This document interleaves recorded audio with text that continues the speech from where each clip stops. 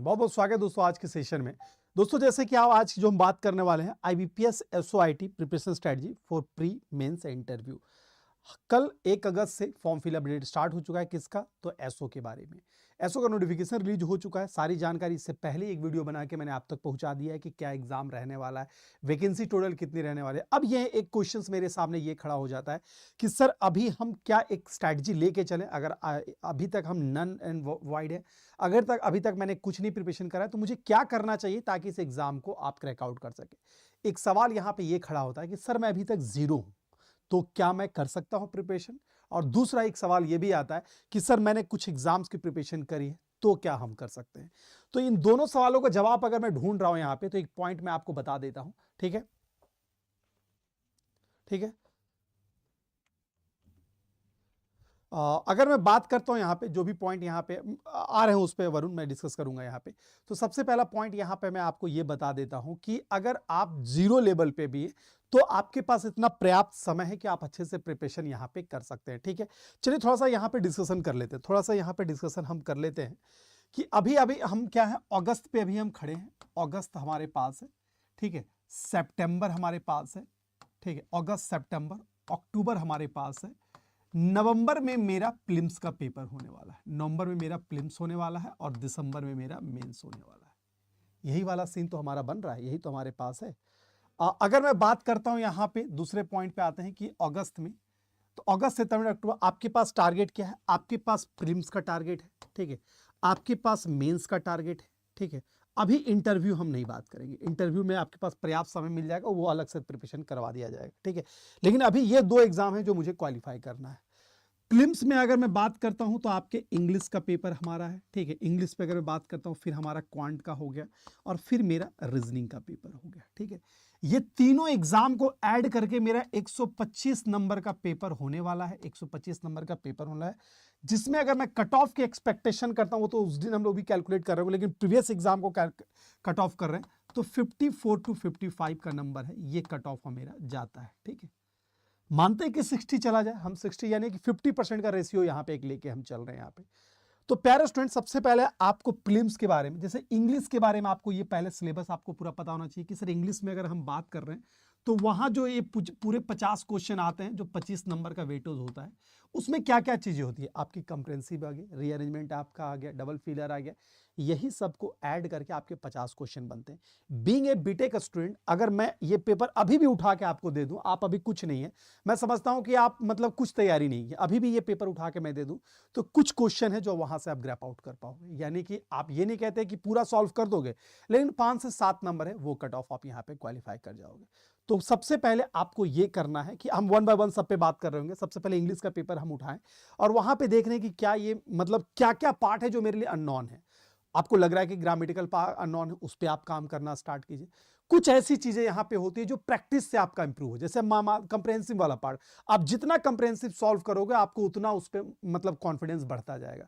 तो सिंपल सा बात है, अगर इंग्लिश के बारे में बात करते हैं तो सबसे पहले आप प्रीवियस ईयर पेपर उठाइए, उसके बाद आप देखिए कि उसमें कितना सॉल्व कर पा रहे हैं। आपको यह लग रहा है कि क्लोज टेस्ट सॉल्व करने में मुझे दिक्कत आ रहा है, तो जाइए क्लोज टेस्ट का अपने फैकल्टी मेंबर से डिस्कस कीजिए कि how to solve the easily, हम इसको इजली कैसे कर सकते हैं, और फिर मॉडल पेपर पे टूट पड़िए।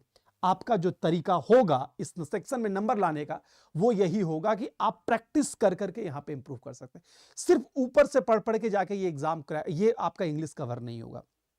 इंग्लिश हो गया या फिर मैं क्वांट के बारे में बात करूं, ये ऐसा या फिर रीजनिंग भी, ये सब आपका प्रैक्टिस पेपर है। और अगस्त में अभी आप खड़े हैं तो आराम से आप यहां पे सितंबर तक, अक्टूबर तक आप कुछ भी नहीं किए फिर भी आप इसी को क्रैप आउट कर लेंगे। तो सबसे पहला काम आपको यह करना चाहिए कि आप उठाइए प्रीवियस ईयर पेपर, आप देखिए कि क्या सॉल्व कर पाते हैं। आप जो सॉल्व कर पाते हैं उसको बस मॉक पेपर में एक कंसिस्टेंसी बना के रखना पड़ेगा, पहला पॉइंट। दूसरा पॉइंट, जो हमसे नहीं सॉल्व हो रहा, अगर मान लो कि ये 50 क्वेश्चन बनते हैं तो 5 सेट का क्वेश्चन बन रहा है, 5 सेट में 5 टाइप के क्वेश्चंस आते हैं, 5 टाइप के क्वेश्चंस आ रहे हैं। जैसे मान लो 2 टाइप के क्वेश्चन है जो हम कवर कर पा रहे हैं, 3 टाइप के नहीं कवर कर पा रहे, तो वो 3 टाइप पे आपको खर्च करना पड़ेगा समय। अपने फैकल्टी मेंबर से मिलिए और बोलिए कि सर इस पार्ट को हम कैसे, आपको लग रहा है कि नहीं इसका मुझे कोई फाउंडेशन क्लास पढ़ना चाहिए, तो जाके पढ़िए फाउंडेशन क्लास और उस चीज को कंप्लीट कीजिए। तो दैट मींस कहने का मतलब यही है कि इंग्लिश को आप इस तरह कवर कर पाएंगे। इंग्लिश का जो कट ऑफ है वो 10 से 12 नंबर के आसपास आता है, लेकिन सिर्फ आपको सेक्शनल कट ऑफ नहीं, ग्रैंड कट ऑफ भी क्वालिफाई करना पड़ेगा। वही चीज अगर मैं बात करता हूं क्वांट पे आता है। क्वांट चूंकि बीइंग साइंस स्टूडेंट आपके पास क्या होगा, क्वांट की भी कुछ है, लेकिन मैं ये मानता हूं कि यहां पे चीजें आपने अभी तक अगर कोई बैंकिंग की तैयारी नहीं की है तो आपके लिए पूरा ये जीरो है। लेकिन अगर आपने बैंकिंग की किसी भी एग्जाम की तैयारी की है, पीओ वगैरह कोई भी एग्जाम दिया है, तो ये चीज आपके लिए अननोन नहीं है, ये चीज आपके लिए अननोन नहीं, ये आपके लिए बहुत बड़ा टास्क बन जाएगा। तो सबसे पहला पॉइंट अगर मैं बात करता हूं क्वांट वाले पार्ट पे आते हैं, तो क्वांट वाले पार्ट पे मेरा क्या हो जाएगा, सिंपल सा लॉजिक ये समझिएगा कि आपके यहां पे भी क्या है, आपके डीआई से क्वेश्चन बन रहा है, ठीक है, आपको यहां पे अर्थमेटिक से क्वेश्चन बन रहा है, आपको यहां पे सिंप्लीफिकेशन से क्वेश्चन बन रहा है, ठीक है, सिंप्लीफिकेशन पे क्वेश्चन बन रहा है। तो आपको ये क्या करना है कि ये वाला सेगमेंट को मेरे हिसाब से, अगर आपने किसी एग्जाम को अगर तैयारी नहीं की है तो आपको इसको थ्रू आउट पढ़ना चाहिए। चैप्टर उठाइए सिंप्लीफिकेशन, और आप ये खुद से शॉर्टकट ट्रिक डेवलप नहीं कर पाओगे यूट्यूब वीडियो देख के तो बहुत अच्छी बात है, नहीं तो आप किसी फैकल्टी मेंबर के मेंटरशिप में आके ये काम कीजिएगा, तब आपका कम समय में अच्छा कर पाओगे। जाहिर सी बात है, एक रूल ढूंढना और एक रूल ऑलरेडी बना बनाया रूल है उस पर हमें काम करना, ये बहुत आसान होता है। तो क्वांट में भी सीन वही है, आपके 50 नंबर के क्वेश्चंस आ रहे हैं जिसमें आपका सेट है, सिंप्लीफिकेशन है, आपका अप्रोक्सीमेशन है, या फिर मैं बात करूं अर्थमेटिक के क्वेश्चन है, और फिर आपके डेटा इंटरप्रिटेशन क्वेश्चन है। तो ये भी चीजें हैं, अगर आप खुद से कर पाओगे बहुत अच्छी बात है, खुशी की बात है, अगर नहीं तो किसी फैकल्टी में मेंटरशिप से आप गाइड करके इन चीजों पर काम करना स्टार्ट कर देना।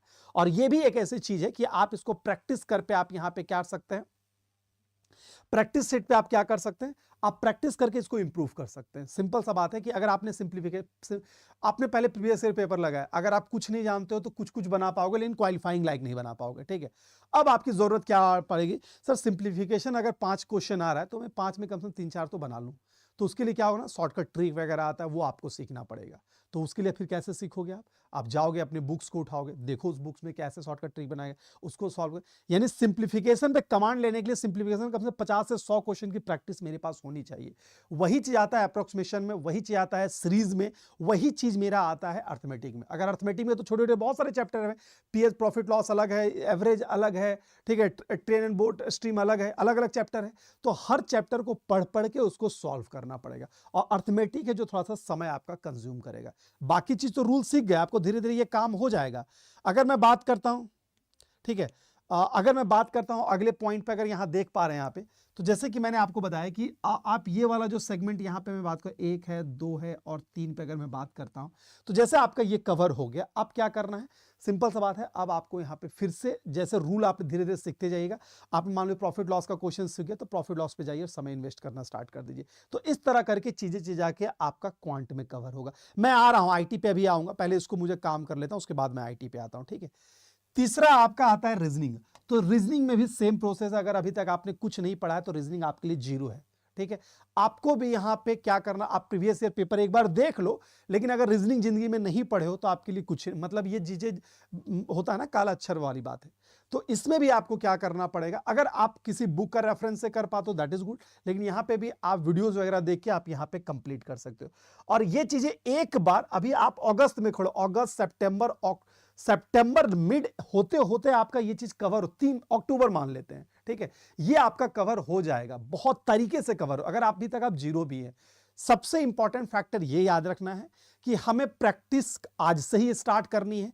प्रैक्टिस का जो सीक्वेंस होगा वो पहले चैप्टर वाइज प्रैक्टिस करेंगे, फिर क्या करेंगे सेक्शन वाइज प्रैक्टिस करेंगे, और फिर हम mock wise, complete mock wise करें। यानी कि अगर मान लेते हैं कि मैंने प्रॉफिट लॉस पढ़ा तो प्रॉफिट लॉस के सेक्शन वाइज कवर कर लिए, उसके बाद जैसे जैसे मेरा ये एरिया बढ़ता गया तो फिर हम क्या करें सेक्शन वाइज आ जाएंगे, चलो भाई रीजनिंग का पूरा सॉल्व करके देखते हैं, क्वांट का पूरा सॉल्व करते हैं, और फिर वीक में एक दिन या 15 दिन में स्टार्टिंग पे, लास्ट में तो भाई हर वीक में 2 लगाना पड़ेगा।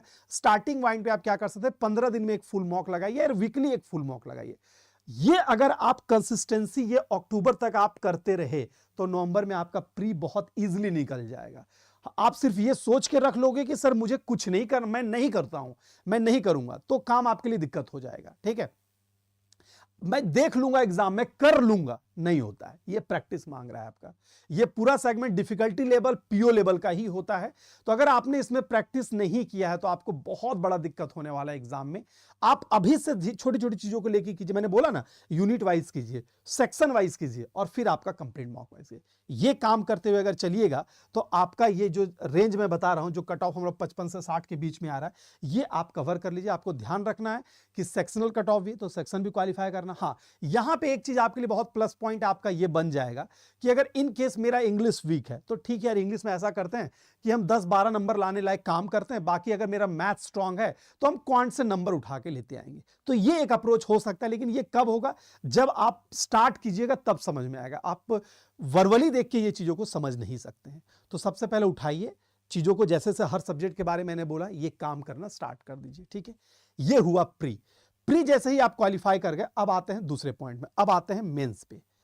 मेंस पे आ गए प्यारे बच्चों। अगर हम मेंस पे जब आ गए तो मेंस में आपका क्या है, तो 60 नंबर का आपका अपना पेपर है। 60 नंबर का आईटी का पेपर है। ठीक है, अब मैं अगर बात करता हूं कोर्स के बारे में, बाद में बात करेंगे कि मैंने क्या कोर्स ऐड किया है, उसमें क्या हम चेंज कर सकते हैं। तो अगर आपको कल वाली वीडियो में देखिएगा, मैंने सिलेबस बताया है। मैं एग्जांपल लेता हूं कि डीबीएमएस के बारे में बात करते हैं, या फिर मैं बात करता हूं डेटा कम्युनिकेशंस के बारे में बात करता हूं। ठीक है, डेटा कम्युनिकेशंस के बारे में बात करता हूं। ठीक है, डेटा कम्युनिकेशन हो गया, ऐसे करके आपका ऑपरेटिंग सिस्टम हो गया। ठीक है, आपका ओप्स हो गया, ऐसे करके मल्टीपल चैप्टर है जो सारा ये दिया। तो सबसे पहले आपको ये करना पड़ेगा। ठीक है, हाँ, उसमें भी सेक्शन। सबसे पहले आपको ये करना पड़ेगा, 1 बाय 1 चैप्टर, इंडिविजुअल हर चैप्टर को आपको पहले क्या करना पड़ेगा, स्टडी करना पड़ेगा। और आपके पास इतना समय है कि आप उसका नोट्स बनाइए, और इसके बाद कोई भी बुक या टेस्ट सीरीज, जैसे कि हमारा एज आईटी का जो बुक है, हमारा एज आईटी का बुक है, उसमें क्वेश्चंस दिया है प्रैक्टिस लाइक। ठीक है, तो ये चीजें आप सॉल्व कीजिएगा, तो आपके यहाँ पे प्रैक्टिस करना होगा। ठीक है, तो ये आपका प्रैक्टिस है जो आपको करना हो। ये किसी भी बुक को उठा के आप कर सकते हैं। तो सबसे पहले टॉपिक को पढ़िए। जैसे मान लो नॉर्मलाइजेशन है टॉपिक, तो नॉर्मलाइजेशन पहले समझने की कोशिश कीजिए। आपका है सीक्वल है, तो आपको एसक्यूएल को पहले समझने की कोशिश कीजिए। आपका है ट्रांजैक्शन सिस्टम, आपको ट्रांजैक्शन सिस्टम के प्रोटोकॉल से डायरेक्ट क्वेश्चन पिछली बार आया था। ठीक है, वो समझिए पहले। प्रॉपर एक एक सब टॉपिक का नोट्स बनाते रहिएगा, नोट्स बना लीजिएगा। अभी दूर तक नहीं जाना है, पहले कि भाई जितना टॉपिक हम पहले पढ़ेंगे। आपके पास इतना वक्त होना चाहिए मेंस के एग्जाम से पहले कि एक चैप्टर को आप 3 से 4 बार रिवाइज कर पाए।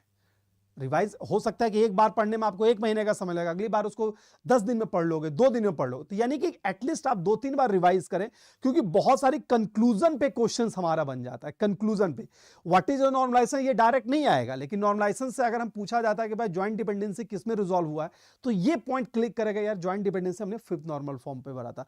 फंक्शनल डिपेंडेंसी को डिकम्पोज करने वाला क्वेश्चन, तो ये आपको पता होगा यार 2nd नॉर्मल फॉर्म में इसको हम लोगों ने पढ़ा था। तो दैट मीन्स वो चीज जब आप एक बार कंप्लीट कर लोगे, 2-3 बार इस पे आप रिवाइज करने की कोशिश करोगे, तब जाके ये आपके ग्रैप आउट में आ जाएगा। हाँ, एक चीज और मैं आपको बता देता हूं, डीबीएमएस आप पूरा पढ़ लेते हो, आप डेटा कम्युनिकेशन पढ़ लेते हो, उप्स हर चैप्टर, मैं एग्जांपल के तौर पे बोलता हूं कि मान लीजिए 9 से 10 चैप्टर यहां पे है, 9 से 10 चैप्टर, सारे चैप्टर को आप पढ़ लोगे, फिर भी एग्जाम में अगर हम बात करते हैं, हर चैप्टर का हर क्वेश्चन नहीं टेकल आउट होगा, क्योंकि कभी कभी एरिया ऐसा होता है बियॉन्ड द बाउंड्री हो जाता है। ये बियॉन्ड द बाउंड्री एग्जाम में भी क्वेश्चन आता है, कभी गेट लेवल का आ जाए, कभी ये वेरिएशन देखने को मिलता है। लेकिन जब इन सारी चीजों के बारे में हम बात करते हैं, तो मुझे ये पता है कि 60 नंबर का पेपर मेरा होता है, और 60 नंबर में जो लास्ट ईयर का कट ऑफ अगर मैं बात करता हूं, 14 नंबर के आसपास कट ऑफ गया। जनरल के बारे में बात कर रहा हूं। ठीक है, हाँ बिल्कुल, ये सेबी से थोड़ा सा इजी पैटर्न होता है अविनाश, सेबी से थोड़ा सा इजी पैटर्न होता है। क्यों? क्योंकि सेबी डायरेक्ट लॉजिकल क्वेश्चन यहां पे कुछ, जैसे पिछले बार था ना कि आपका एफटीपी का पोर्ट नंबर, एसटीपी का पोर्ट नंबर भी डायरेक्ट पूछा गया था। आपका वहां पे ऑल्टर का यूज डायरेक्ट क्या होता है, ये भी कुछ डायरेक्ट क्वेश्चन भी होता है। सेबी के कंपैरिजन में इसका लेवल है वो लो है।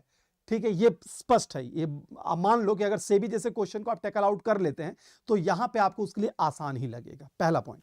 दूसरा पॉइंट ये, अब मैं ये कहता हूं, मैं हमेशा अप्रोच लगाता हूं, जैसे सेबी मैंने क्या बोला था कि यार आपको 40% तक गेम खेलना है। ठीक है, अगर आप हो सकता है कि 1-2 चैप्टर आप नहीं भी कर पाते तो कोई दिक्कत नहीं, 40% आपका आ रहा है ना, क्वालिफाइंग है, आप कर लो, आगे खत्म कहानी।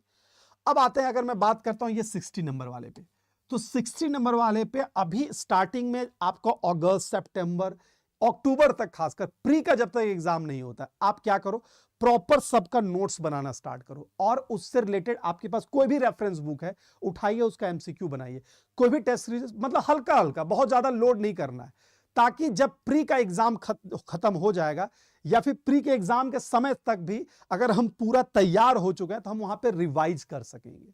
यानी कि आपको मतलब ज्यादा वक्त नहीं मिलेगा प्री और मेंस के बीच में, 1 महीना 25 दिन के आसपास मिलेगा, लेकिन चीजें मेरी अगर पहले से कंप्लीट होगी तो हम बहुत अच्छे से कवर कर पाएंगे। और इस एग्जाम में रिवीजन का वेटेज बहुत अच्छा इंपॉर्टेंट बन जाता है, क्योंकि यहां पे वन लाइनर क्वेश्चंस नहीं के बराबर है। ठीक है, लास्ट ईयर हमने क्या किया था कि जब एग्जाम से 2 दिन पहले मैंने एक मैराथन सीरीज प्लान करी थी, और मैंने बहुत पूरा जितना मैंने 2-3 महीने में पढ़ाया था सब एक बार रिवाइज करवा दिया था, तो उससे बहुत बच्चों को फायदा मिला। बाद में जिनका सिलेक्शन हुआ बोला सर वो बहुत काम आया। तो मेरे को ये एहसास आया कि यार बच्चा रिवीजन नहीं कर पाया था, तो एक रिवीजन मैंने ऑर्गेनाइज किया था। तो ये तो मैंने ऑर्गेनाइज किया था, आपको भी तो ये होना चाहिए कि मैं तो करवा ही रहा हूं, लेकिन अगर मैं 10 करवा रहा हूं, आपको 15 करना होगा, ये वाला परसेप्शन बनाना पड़ेगा, तब जाके आप इस एग्जाम में ग्रैप आउट कर पाओगे।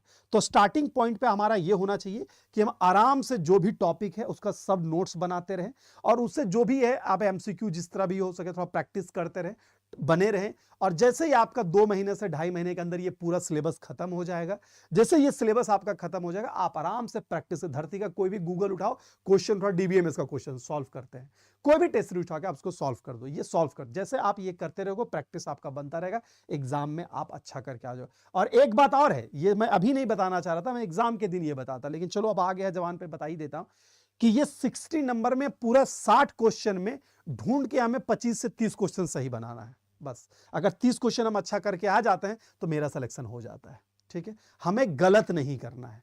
अगर नहीं कॉन्फिडेंस है तो छोड़ दो उस क्वेश्चन को, कोई दिक्कत नहीं है, क्योंकि ये 60 में 60 वाला क्वेश्चन नहीं है, 60 में 15 वाला एग्जाम है ये। तो ये एक प्लानिंग होगी, तब इस तरह करके आप आगे बढ़ते हो, आपको बहुत बेनिफिट होगा। तो ये प्री और मेंस है। इंटरव्यू के बारे में अभी कोई लोड मत लेना, अभी पहले स्टेप बाय स्टेप काम करना। जैसे मेंस आपका खत्म हो जाएगा तो हम लोग खुद आपको इंटरव्यू की तैयारी करा देंगे विथ पैनल के साथ बैठा के मीटिंग करवा के, वो सब एज अ सेटअप हम दे देंगे, आप वहां पे करवा लेना। ठीक है, दैट इज अ कॉल।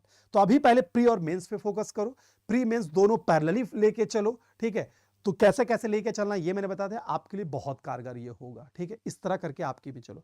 और कोई क्वेरी यहाँ पे, सर आपके जो कोर्स में क्या क्लासेस अगर 4 से 5 वीडियो है उसके बाद कोई और ऐड हो? सर बिल्कुल ऐड, मेरे पास ये लिबर्टी है कि मैं अपने बैचेस में क्लास जितना भी ऐड कर सकूं। ये आपने भी कोई भी बैच होता है तो जैसे पहले प्रेडिक्ट करते हैं कि 40 क्लास में खत्म हो जाएगा, नहीं होता है तो 4 क्लास ऐड करते हैं। मैं तो पिछले साल एग्जाम तक क्लास ऐड कट करके रिवीजन, मैं रिवीजन करवा रहा था बैच में जाके। ठीक, अभी भी सेवी में करवाया था, लास्ट तक हम लोग रिवीजन करवा रहे थे। तो कहने का मतलब है वो मेरे पास लिबर्टी है कि अपने बैचेस में हम क्लास को ऐड ऑन कर सकते हैं जितना भी मुझे रिक्वायर्ड है। ठीक है, ये मैं बच्चों से पूछता हूं कि आपको डिमांड हुआ, क्लियर हुआ, तो फिर मैं ऐड ऑन। मेरा जो प्रिपरेशन करवाने का स्ट्रेटजी होता है, मैं एग्जाम को रीड करता हूं, उसके अकॉर्डिंग काम करता हूं, फिर बच्चे का रिक्वायरमेंट के हिसाब से दोनों को मीट करके काम करता हूं। सिर्फ इंफॉर्मेशन शेयरिंग वाला काम मेरा नहीं होता है, मैं exam oriented as a mentor की तरह काम करता हूं। मैं आपकी कमियों पर काम करना पसंद करता हूं, और डेस्टिनेशन तक पहुंचाने की जिम्मेदारी ये हम लेके चलते हैं। ठीक है, तो चलिए ये था आप अभी तक के लिए यहाँ पर। बाकी स्पेसिफिक चैप्टर में कैसे होगा ये हम लोग जब पढ़ रहे होंगे तब डिस्कस करेंगे। चैनल पे नए हैं तो इसको लगातार बने रहिएगा, आपको यहाँ पे इसके लिए लगातार क्लासेस भी आपको मिल जाएगी यहीं पे। ठीक है, मैं क्लासेस भी यूट्यूब पे आपको प्रोवाइड करवाने वाला हूँ। ठीक है, अगर आप मेरे साथ जुड़ के तैयारी करना स्टार्ट करना चाह रहे हैं तो मैं आपको बता देता हूँ कि जैसे कि आप यहाँ पे अडर फोर्स की वेबसाइट पे जाएंगे तो अभी बैच में 9 तारीख से ला रहा हूँ, अभी नहीं ला रहा हूँ। ठीक है, आप देख सकते हैं यहाँ पे मैं आपको बता दूं, जैसे रेगुलेटरी बॉडीज की कैटेगरी में जाएंगे और आईबीपीएस एसओ की कैटेगरी में जाएंगे, एसओ की कैटेगरी में जाएंगे। ये वाला बैच है जो मैं 9 अगस्त से स्टार्ट कर रहा हूं आईटी का। इसी बैच में प्री और मेंस दोनों आ जाएगा। नहीं, फेज 2 में सेबी में फेज 2 में सिर्फ कोडिंग रहेगा। ठीक है, ये बैच है, जैसे आप यहाँ पे एनरोल करोगे अभी ये 9 मंथ इसी बैच में ले लो, काफी है, इसी में सब हो जाएगा आपका। ठीक है, तो Y706 जैसे इंप्लीमेंट करोगे ये आपको कितना 2000 में के आसपास ये बैच आपको मिल जाएगा। ठीक है, और अगर आज और कल में लेते हो तो ये आपको मतलब डबल Y706 में आपको कितने मिल रहा है, तो ये आपको 18 महीने के लिए 2200 रुपए में मिल रहा है, और भी ये कम हो जाएगा जब कूपन कोड वगैरह लगेगा तो। ठीक है, ये एक ऐसा बैच है जिसमें प्री भी चलेगा, मेंस भी चलेगा, और यहाँ पे मेरा हाँ एक चीज और मैं बता देता हूँ यहाँ पे कि अगर ये लाइव प्लस रिकॉर्डेड बैच है, रिकॉर्डेड कहने का मतलब है कि कोई बच्चा 10 दिन बाद अगर क्लास लिया फिर भी उसको पहले क्लास पिछली वाली क्लासेस दिखेगी। जो बच्चा ऐसा है कि सर मैं लाइव नहीं देख पाता हूं, मैं रिकॉर्डेड देखूंगा तो भी अवेलेबल है। तो लाइव प्लस रिकॉर्डेड कहने का मतलब है कि आपको लाइव भी क्लासेस मिलेगा, आफ्टर द बैचेस भी ये बैच आपके लिए अवेलेबल रहेगा। 9 अगस्त से क्लासेस स्टार्ट कर रहा हूं यहां पे, ठीक है। मेंस की भी क्लासेस मैं खुद वहां पे 9 से ही स्टार्ट कर दूंगा, ठीक है। तो ये इसकी पूरी अप्रोच रहेगी। मैं उम्मीद करता हूं कि ये संख्या बहुत ज्यादा है IBPS SO में इस बार, लास्ट ईयर के कंपैरिजन में तो 160 पोस्ट ज्यादा है। तो आप यहाँ पे इसकी इंपॉर्टेंट को समझ रहे होंगे और यहाँ पे आप तैयारी स्टार्ट, तो पहले तैयारी स्टार्ट कर दीजिए। जैसा जैसा रिक्वायरमेंट पता रहता है अपने बक्से में वो चीज डाउन करते रहे, ठीक है। तो अभी के लिए इतना ही रखते हैं, फिर मिलता है अगले वाले वीडियो में। कैसा लगा इन्फॉर्मेशन मुझे जरूर बताइएगा। तब तक के लिए good luck, goodbye, take care.